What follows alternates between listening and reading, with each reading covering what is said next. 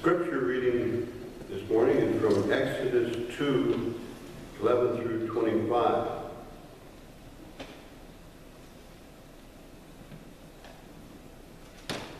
And it's page 60 in the Pew Bible.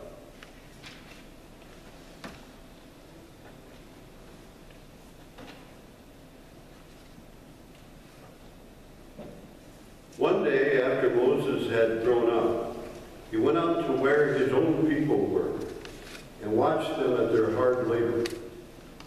He saw an Egyptian beating a Hebrew, one of his own people. Looking this way and that, and seeing no one, he killed the Egyptian and hid him in the sand. The next day he went out and saw two Hebrews fighting. He asked the one in the wrong, "Why are you hitting your fellow Hebrew?" The man said, "Who made you ruler and judge over us? Are you thinking of killing me as you killed the Egyptian?" Then Moses was afraid and thought, "What I did must have become known." When Pharaoh heard of this, he tried to kill Moses. But Moses fled from Pharaoh and went to live in Midian, where he sat down by a well. Now a priest of Midian had 7 daughters, and they came to draw water and fill the troughs to water their father's flocks. Some shepherds came along and drove them away. But Moses got up and came to their rescue and watered their flock. When the girls returned to Reuel, their father, he asked them, "Why have you returned so early today?" They answered, "An Egyptian rescued us from the shepherds. He even drew water for us and watered the flock." "And where is he?" Reuel asked his daughters. "Why did you leave him? Invite him to have something to eat." Moses agreed to stay with the man who gave his daughter Zipporah to Moses in marriage. Zipporah gave birth to a son, and Moses named him Gershom, saying, "I have become a foreigner in a foreign land." During that long period, the king of Egypt died. The Israelites groaned in their slavery and cried out, and their cry for help because of their slavery went up to God. God heard their groaning, and he remembered his covenant with Abraham, with Isaac, and with Jacob. So God looked on the Israelites and was concerned about them.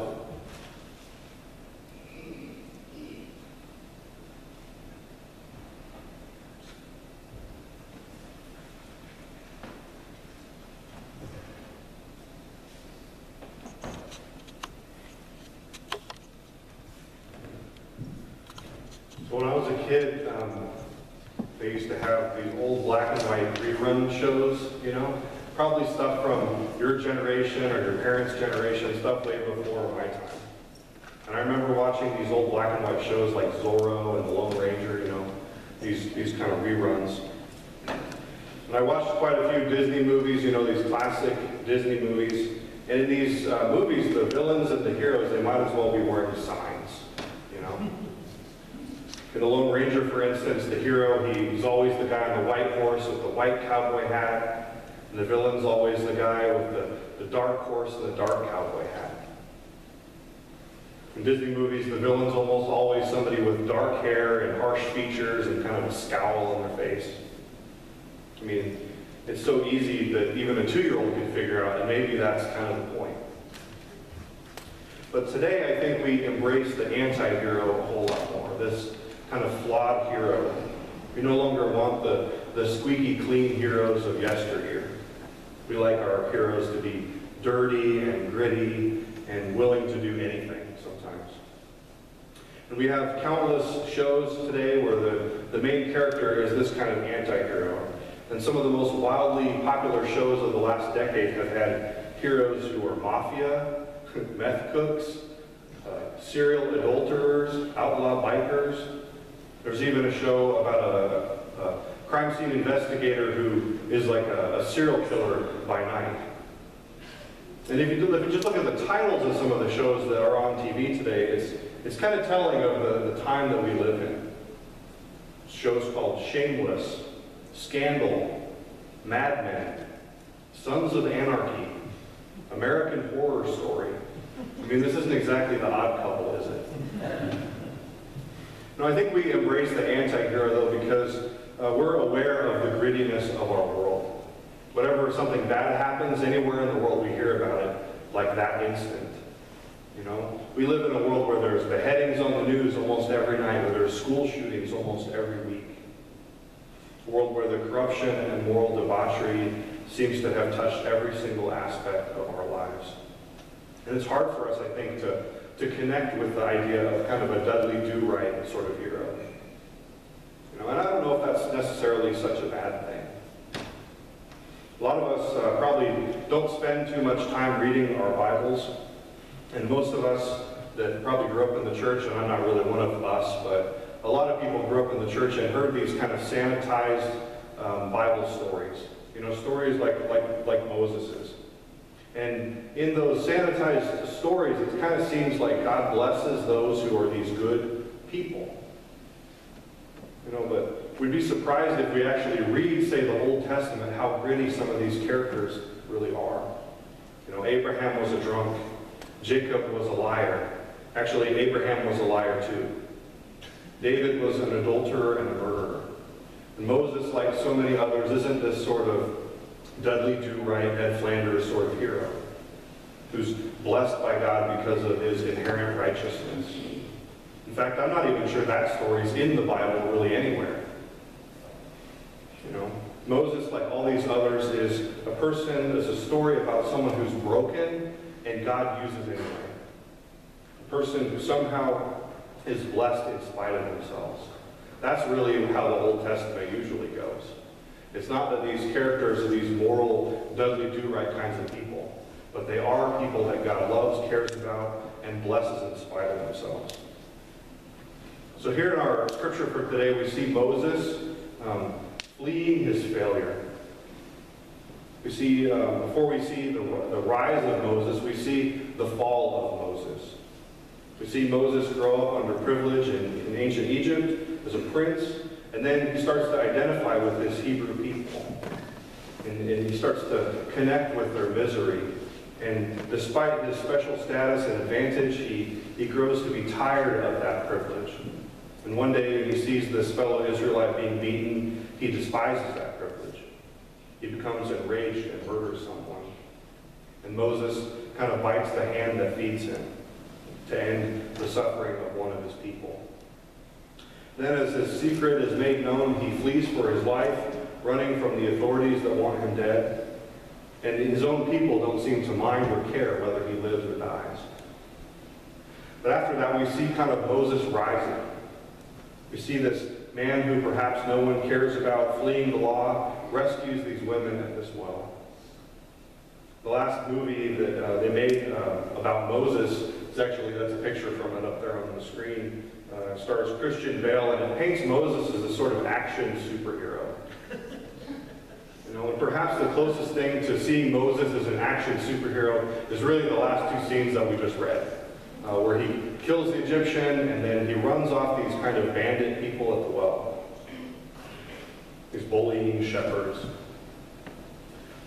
And the Egyptians would have educated Moses really well. He would have been instructed in military, the use of military force.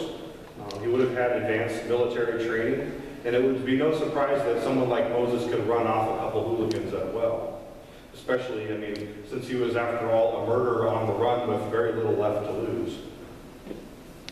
But finally, we see a new side of Moses. We see him welcomed in for some hospitality. He marries into a family. He starts a family. Finally, Moses has people in his life who care about him once again. And in some ways, Moses is restored. You know, he did a bad thing, but God seems to have given Moses a second chance. And Moses gets some time to reflect, some time to heal. He puts down roots in a place where he can figure out who he is in relationship with others. Or he's not equally rejected by the Egyptians, who probably know he's not really an Egyptian, and the Hebrews, who know that he's living over them above his means and an outsider to them. And so he finally finds this relationship with people who aren't either Egyptians or Hebrews, people outside that bitter struggle of oppression and domination. And ultimately, then we see hints of Moses' mission. We see hints that God has bigger plans for Moses than just a simple life off as a shepherd, living the good life by himself. Meanwhile, back in Egypt, the plight of God's people grows worse and worse, and God hears their cry. And while you or I may never murder someone and flee, or have a special call in our life to go and free an enslaved people group, I think many of us can see connection points between our story and Moses' story. I have a feeling that falling and rising and awakening to God's mission in our life is quite a normal story. It's something that we all go through in our own way. You know, we sin, we stumble, we flee. We experience rising back up in defeat after our defeat, because God doesn't let us stay down for very long. And eventually we begin to find that there's more to life than just us. Sometimes getting married and having children is just a thing that some of us need to start getting outside of ourselves, to realize that we can see the world differently, especially when other people are depending on us. So I think Moses, as he walks away for this period of time, I think he starts to grow up. He starts to see the world differently. My brother, he ended up committing adultery with this woman, and it really tore him up, because he knew that he had a hand in wrecking someone else's marriage. One day we were sitting around and we were talking about this. We're talking about how we've been both done such stupid things in our lives. And I want to tell him that sometimes, even though we do things that we're not proud of, that we don't have to let our sin define us. That we can wear labels like adulterer or drug addict or liar or thief. Labels that we only wear if we choose to. Labels that forgiveness in Jesus Christ that completely has no room for in our lives. I don't think my brother really connected with that or got that day. But, you know, it'd been years after what had happened, almost a decade. He was still carrying this guilt around for what he had done. So I think labels have a certain kind of power over us, power that's hard to escape. When I was a kid, I lived in a small town, and my family had a bad reputation. Had a bad reputation from long before I had ever done anything wrong. And at any point during my later teen years, our family was me, my brother, and our cousins. We were half the community service crew picking up trash on the side of the road at any given point. You know, if something happened, I would be interviewed about it, and I would need an alibi because people would want to connect that with me or my family or someone that I knew. And no one really expected anything from me except for that I would be dead or in prison one day. That maybe that if I got my act together, I might dig ditches for the rest of my life. So, you know, that's kind of where the community saw me. That's who they saw that I was. And one day in 7th grade, I met this really nice girl, and she liked me. Her name was Tina, and she was my little girlfriend for about 2 weeks there. 2 whole weeks. She was really, really nice. Probably the nicest girl in the whole school. And we never really got much too serious beyond like holding hands and passing each other notes. And one day I went like trick-or-treating with her. You know, that was really all it was. It was completely innocent. But I had this teacher, and this teacher who I really liked, who saw that me and Tina were developing this kind of closer relationship. And so he was afraid for her. And he called up her dad, and he said, told her that I was this bad guy, and that she needed to have nothing to do with me, that I was a bad kid, and that I was nothing but trouble for his daughter. And what made me really mad wasn't that the teacher was trying to protect Tina from me. It was the fact that he really didn't have any faith in me whatsoever. You know, I thought he knew me. I thought in the classes where we dialogue back and forth that he could see past the labels of my family, that he could recognize that I wasn't all bad, that there were some good things about me too.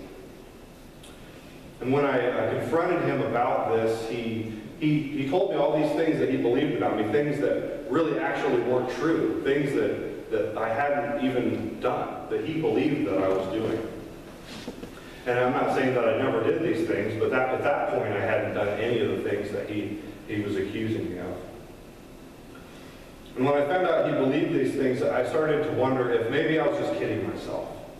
If perhaps I should just believe those things about me too. You know, maybe I really was a bad influence on the people around me. And I started to wonder if, since people were always, it seemed, going to believe these bad things about me no matter what I did, then I might as well have the fun of doing them anyway, right? I mean, it's not a very good logic, but that's where I was in 7th grade. You know? I think labels have real consequences in our lives. And some people ask for God's forgiveness for things that they have done, but they never even learn how to forgive themselves. And they wear these labels like my brother wore for years. Labels like adulterer, or drug addict, or deadbeat, or alcoholic, liar, unfit mother, wife beater. You know? Labels that because they believe them, they become real for them. And they drag around like a monkey on our backs.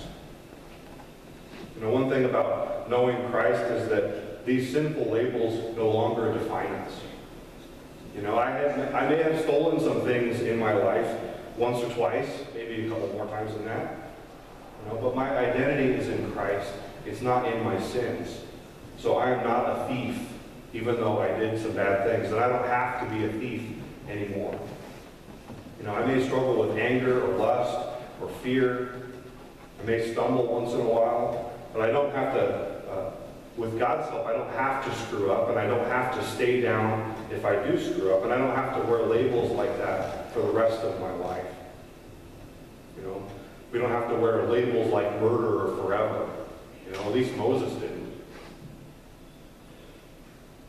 So I'm not trying to say that following God removes a sense of personal responsibility or that it no longer means that there's going to be consequences for our actions. But when God gets a hold of someone like Moses, he changes the direction of his life. You know, we don't think of murderer when we think about Moses anymore. We think about liberator. We think about God's purposes for Moses' life and his plans for Moses' life a whole lot more than we think about his failures and his foibles and all the things that he did wrong. You know, and I don't know about you, but I want that. I may never be perfect, but I want that. I want when people think about me to think about that, to think about God's purpose for my life a whole lot more than they think about me and my failings. And I think that we're a lot like Moses, that we fail, that we flee, that we use our anger to justify doing things that are clearly wrong. But when we run away, we don't really escape God, do we? When we stumble, we don't have to stay down. And no matter what you've done, even if you end up going to prison for murder, even there God could use you.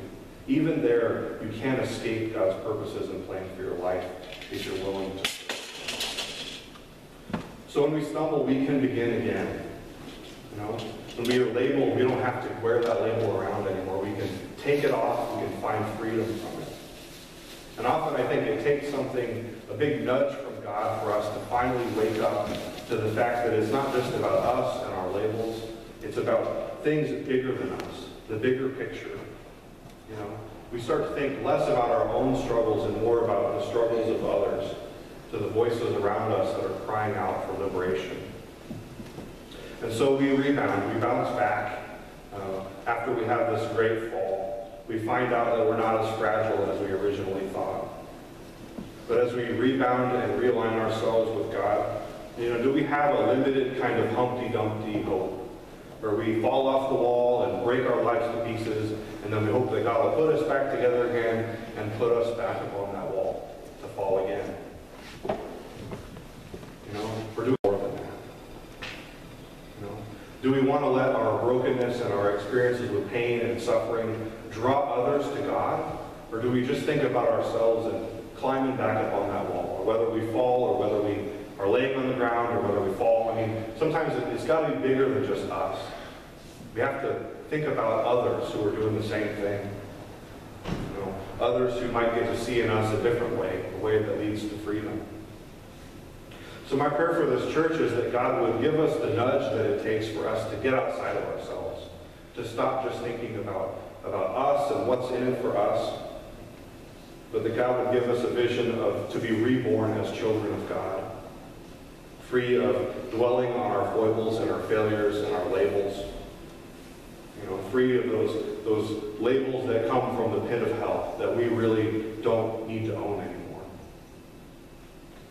You know, that we can be so swept up in the purposes of God that God calls us to this extraordinary life where we find freedom, where we struggle with God for the salvation of the world. So God calls us to plans bigger than just our comforts and what we want, our emotions and their stability, plans bigger than just the American dream and a life in the suburbs, you know, where we can find ourselves on a mission with God to bring freedom to the world. So that's my prayer for us, that we would be attentive, that we would be like Moses, rising from the ashes to take our roles as liberators of the world. So we're going to go into a time of open worship, and I just invite you to listen to what God would say to you, and encourage you to share if you feel led to do so.